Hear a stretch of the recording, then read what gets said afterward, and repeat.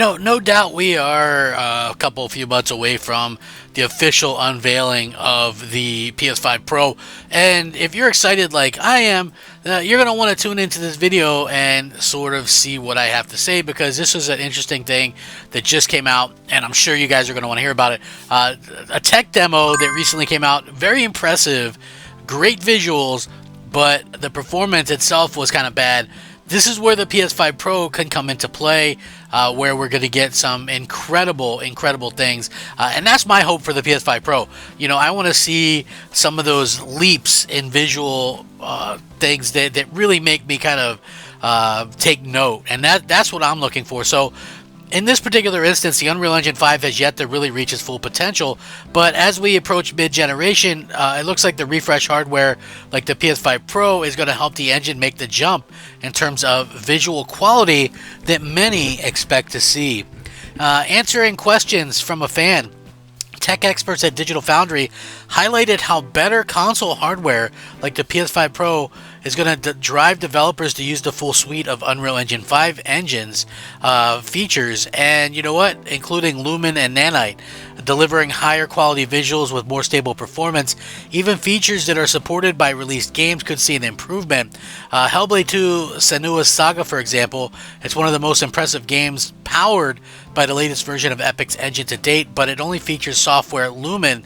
A PlayStation 5 Pro with better specs over the base model and increased ray tracing performance, for example, could be used, and you could use hardware-based Lumen and give console players a taste of what is already possible on something with much better hardware, like next generation stuff, so to speak. So even in its current state, however, Unreal Engine 5 can deliver some impressive visuals, as highlighted by multiple tech demos.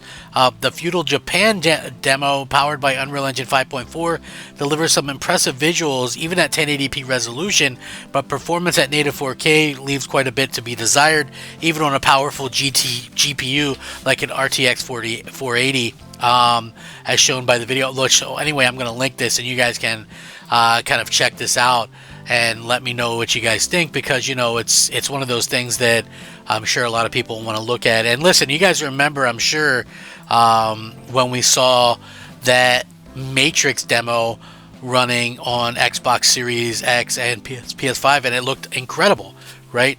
Now, it's funny that they use a game like Hellblade 2 and then, come out and go, okay, well, we have this thing, it's Hellblade 2, and they mentioned, oh, it could really pay off on PS5. I mean, what do they know, right?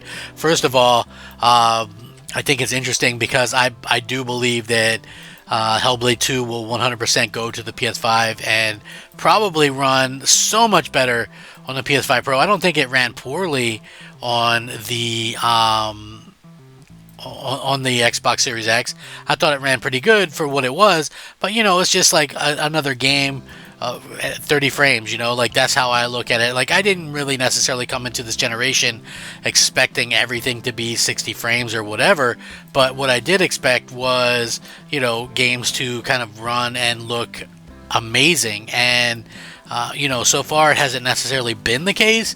I mean, there's been some really good looking games for sure, but it's odd to me that Microsoft's own first party hasn't necessarily taken huge advantage of that.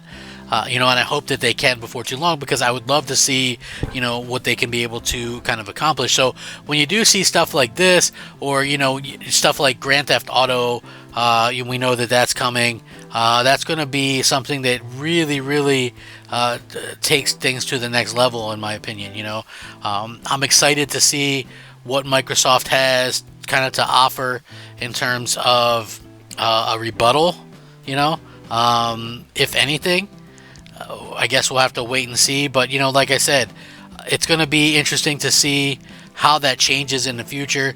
If Microsoft has something that can really be that competitive, I don't know, but I do foresee a lot of people kind of going out and doing their thing with the PS5 Pro, just because it's such a powerful machine. And I could see people really kind of jumping on that, especially when you take into consideration that, you're probably going to be able to trade in your current PS5 or whatever, and be able to get a PS5 Pro for probably a few $100, if that.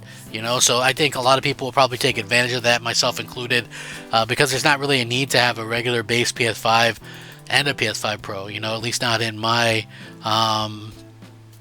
situation. So that's again one of these things that I find people are going to kind of have to ask themselves in the future with things that change. But for me, the PS5 Pro being able to pull off stuff like this, it does make me wonder this though. Okay, so you have the PS5 Pro, and so maybe stuff like this, which runs bad on current hardware, would run better, but it would also have to come out on current hardware. So I don't know what they have to knock out of it for it to run. Like it seems like it'd be almost a completely different thing.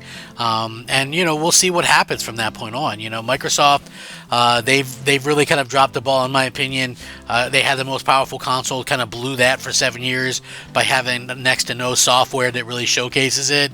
PlayStation, on the other hand, they are doing a little bit worse than I've seen them do ever in the first party atmosphere. So again, we'll have to wait and see. But I'm excited to see. It looks like in September, possible stuff like this Venom game running on a PS5 Pro. Possible stuff like this Ghost of Tsushima 2 is one that's heavily rumored. Possibly this Uncharted remake or whatever. So again, I really think that it's gonna be an interesting situation with how that all turns out. And I hope that we see some really cool stuff and that it blows people's minds. That's the thing that realistically people kind of want to see from their hardware. So I hope that that's something that they can pull out. I would love to see some great looking games running on it, and I'm excited to see how that works out. I think Xbox fans are just going to have to take a back seat for a little while, because for the next few years, all the power and stuff in the console space is going to be dominated by PlayStation and what they're offering and what they're doing. So I don't think that's going to change anytime soon. It's an exciting thing when you have new hardware coming, and like you could tell everybody's kind of amped up and excited about the hardware, the PlayStation 5 Pro and things like that. On the other hand, demos like this really kind of showcase what we need as fans. So again, it's kind of what we're looking for. But I can also see the other side of this, which is, at the end of the day, some of this stuff was stuff that we were promised on the base hardware to begin with. I always felt that to be kind of ironic, that, us as fans end up with, we get cool stuff, but at the same time, it's not exactly what we were promised. It was like, here we are in 2024, and Hellblade 2 looks great, for sure. I wish it was 60 frames. I mean, maybe it doesn't need to be with the type of game it is. I get it, but it took 4 years to get that on the Series X, right? What really has kind of showcased that platform? And it's almost the same thing on PlayStation 5. It's like there's so many cross-gen stuff. Yeah, there's great looking stuff. Horizon Forbidden West 2. I don't like the game, but it's great looking and runs 60 frames. God of War Ragnarok, not as good as the God of War previously, but great looking game, runs 60 frames. Stuff like Ratchet and Clank, a great looking game, looks Pixar quality. That's the kind of stuff that I'm talking about. We're such in this weird world where we aren't really getting all these things that were promised to us, or it's being kind of misrepresented. We're getting stuff down the road, forced to buy another console. And I know we're not forced to buy it, but it's like you have to get this other console to fulfill the things that the first console was supposed to do. So yeah, it is a weird situation for sure. I hope that we see something from Microsoft to answer, because I am excited by what the Pro has to offer, and I'm sure stuff like Call of Duty running best on it, GTA running best on it, Doom running best on it, maybe even other Xbox games running best on it. We could be in a real tough situation for Xbox fans, so I can see why PlayStation fans are very excited right now. I'm curious though, are you guys excited? Are you guys going to pick up a PS5 Pro? Are you going to stick with what you got? Are you an Xbox fan that's going to trade in your Xbox to get this? I would love to hear the thought process and what you guys think about this down below. If you guys are new, I'm Crap Gamer. This has been Crap Gamer Reviews. I do daily video game content. Please like the video if you enjoy it, and possibly consider subscribing, as it helps out the channel tremendously. Have a great day. Rack 'em up. Crap Gamer out.